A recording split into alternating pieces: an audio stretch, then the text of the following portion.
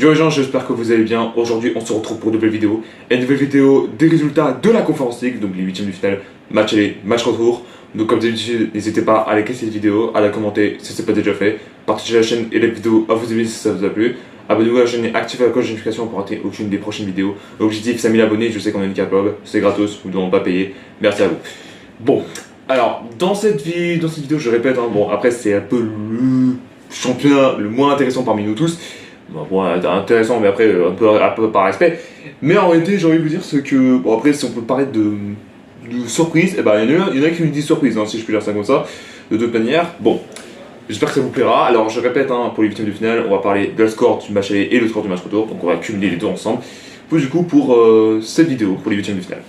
Et on va savoir qui sera qualifié pour les quarts de finale. Voilà, donc on va commencer avec le premier match. Donc le premier match c'était Racon, je suis comme ça en réalité, contre Fiorentina.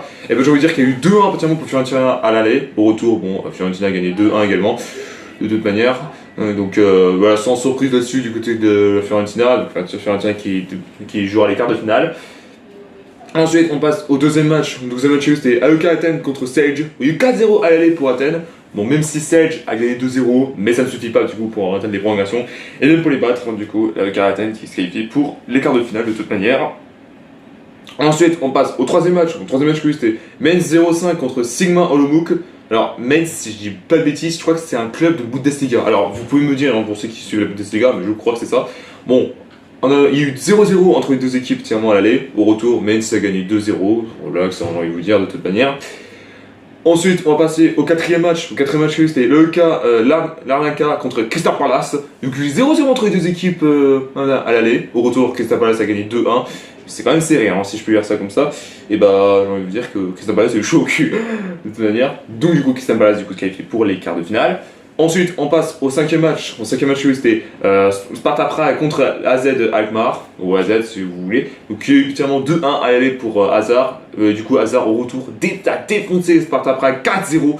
Waouh, c'est assez surprenant si je peux dire ça comme ça. Du coup, AZ qui retrouve les quarts de finale. Ensuite, on va passer finalement au sixième match. Au sixième match, c'était Shakhtar contre Lech Poznan. Alors, franchement, c'était un vrai bazar. Il y a eu 3-1 pratiquement pour Shakhtar à l'aller. Au retour, Poznan, du coup, Lech a gagné 2-1, mais ça ne suffit pas du coup pour les battre. Et c'était quand même serré, si je peux dire ça comme ça. Et du coup, Shakhtar qui est encore des finales de la Conference League. Ensuite, du coup, on passe au septième match. Au septième match, c'était Rayo contre Southampton. Alors, c'est Rayo Valencampo, ou Cano, je sais pas comment ça se dit en réalité. Je suis pas espagnol, je suis désolé d'avance, mais je ne suis pas espagnol. Du coup, finalement, il y a eu 3-1 du coup à l'aller pour Rayo, et du coup, au retour, finalement, même si Southampton du coup gagne 1-0 contre Rayo, malheureusement, ça ne suffit pas pour atteindre les quarts de finale. Donc Rayo qui se qualifie pour les quarts de finale. Et pour terminer cette vidéo, du coup, le seul club français encore en piste, le 8e match, c'est Strasbourg contre Rijeka. Et du coup, particulièrement, il y a eu 2-1 pour Strasbourg à l'aller. Au retour, Strasbourg a été plutôt tranquille en faisant un nul 1 partout. Strasbourg, du coup, qui se qualifie pour les quarts de finale. Alors, si Strasbourg gagne la Conference League, franchement, je vous dis bravo, de toute manière. Voilà, donc on a fini avec les huitièmes de finale. Du coup, je vais vous expliquer les dates pour les quarts de finale. Ça se déroulera le 9 avril pour le premier quart de finale, le match aller. Et au retour, ce sera le 16. Et après, il y aura la vidéo précise.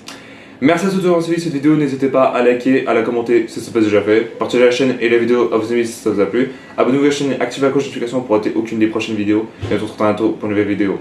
Peace.